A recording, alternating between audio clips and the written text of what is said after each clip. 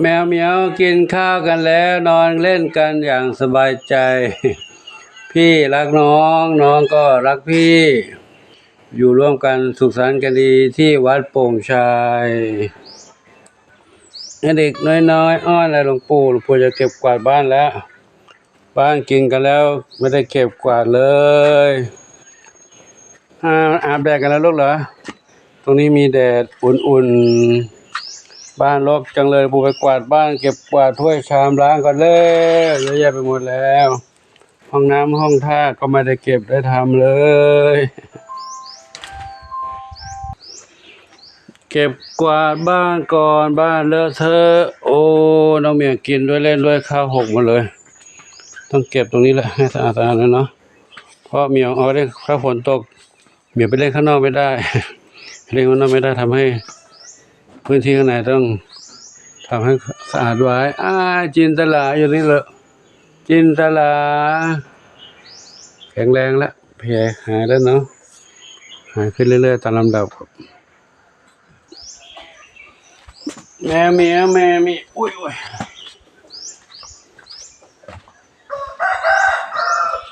เก็บภาชนะล้างก่อนนี่ไม่กินแล้วนะเดี๋ยวแมลงวันตอมเก็บไว้ก่อนเก็บล้างก่อนเปลี่ยนใหม่อาหารเก่าแล้วแมลงวันตอมแล้วกินมากเป็นท้องจะเสีย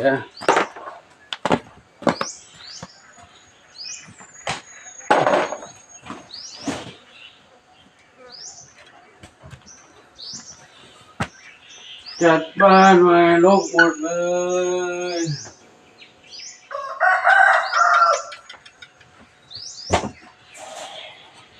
คงไม่ใช้แล้วไว้ข้างนอกก่อนเนาะข้างในจะได้กว้าง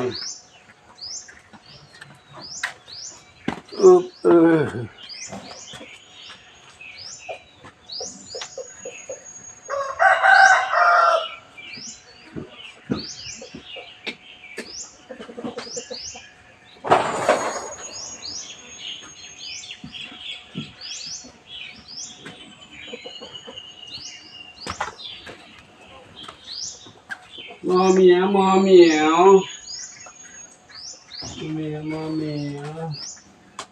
อะไรเลอะเทอะหมดเนี่ยเศษอาหารเลย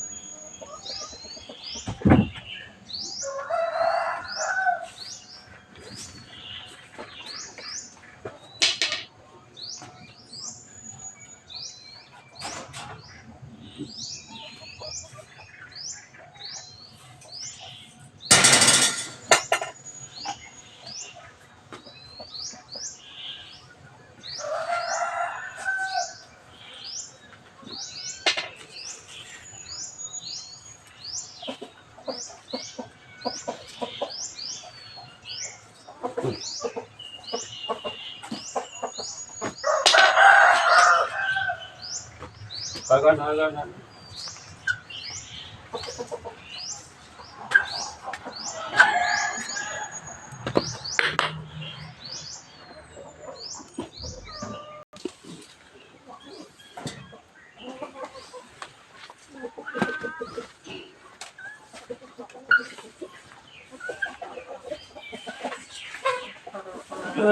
ไม่เหมียวขี้เยอะเลยมีขี้เยอะเปิดกันทำไมห้ามเปิดกันนะ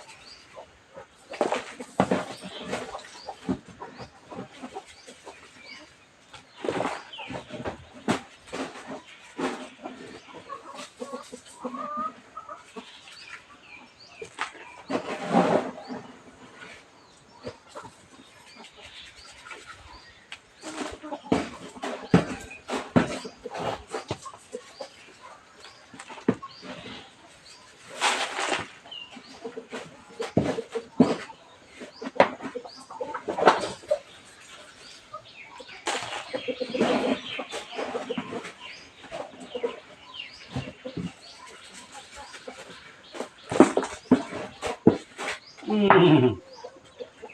มียวทายเยอะเหมียวทายเยอะเต็มเลยเยอะนี่แต่ละครั้ง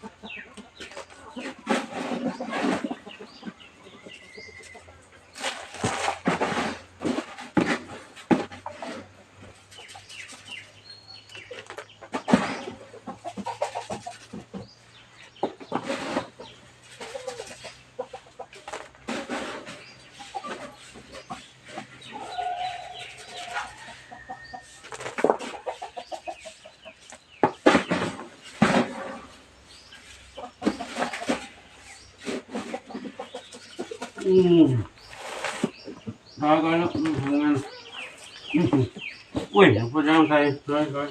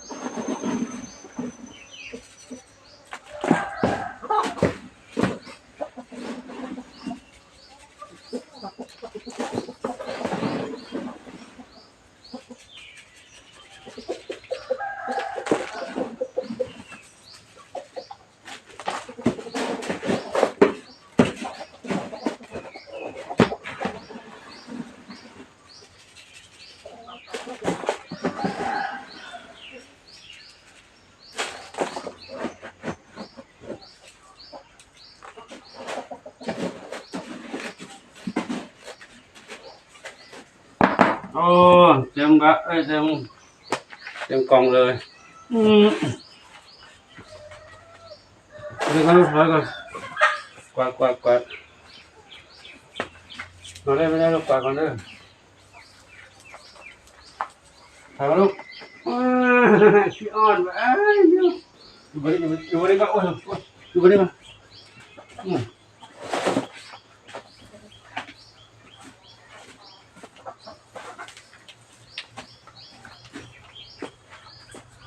อุ้ยเจ็บเอวแล้วทางขาแม่เอาหน่วยแล้วทางขาแม่เอาหน่วยแล้วลูกเอ้ย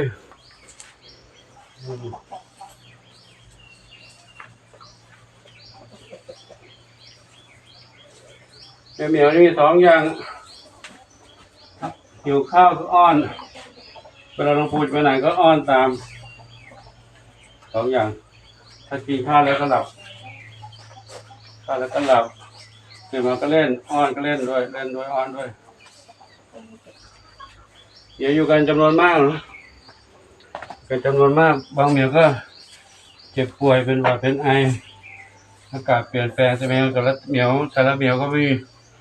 มีภูมิคุ้มกันไม่เท่ากัน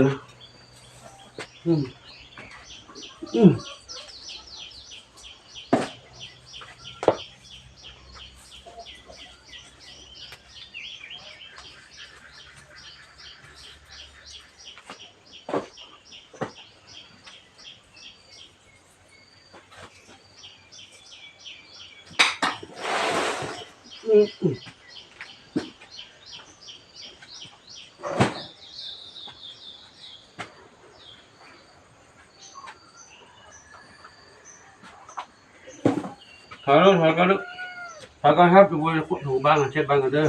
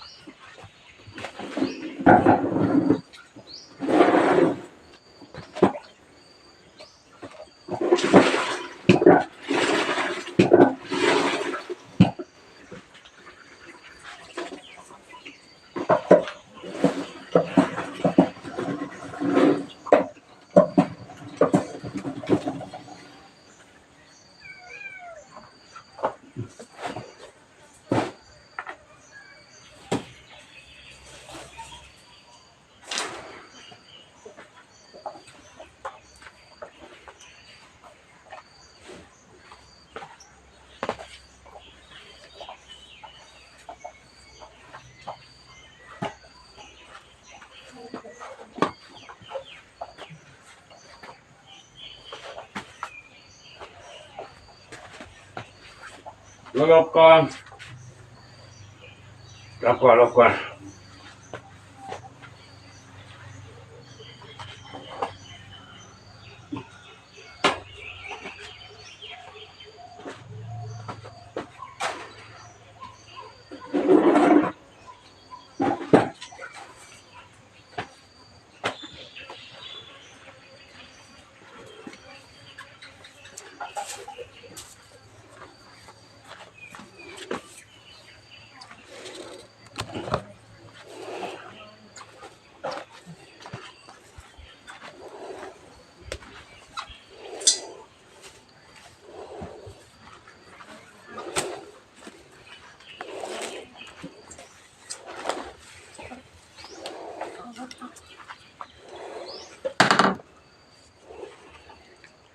เอาละเดี๋ยวคลิปจะยาว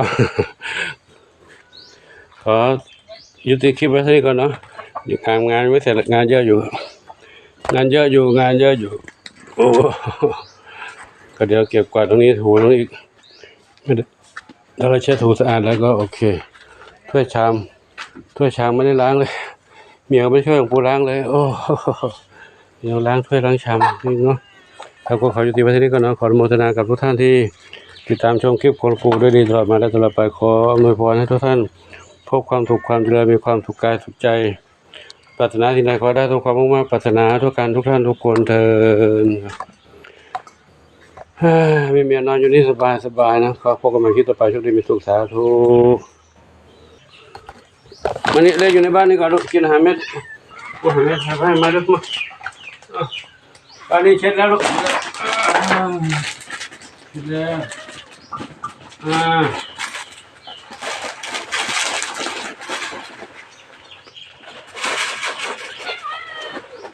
กินแล้วมาแล้วกินอาหารเม็ดรอให้อยู่ว่ากินแล้วนะกลัวให้เม็ดใส่ไว้ให้แล้วเก็บข้างนอกด้วยข้างนอกกวาดข้างนอกก่อนเดี๋ยวเก็บกวาดกันแล้วเราก็มาคิดต่อไปโชคดีสาธุเด้ออะไรเล่นอยู่นี่นะหูกลับบ้านเรียบร้อยแล้วครับ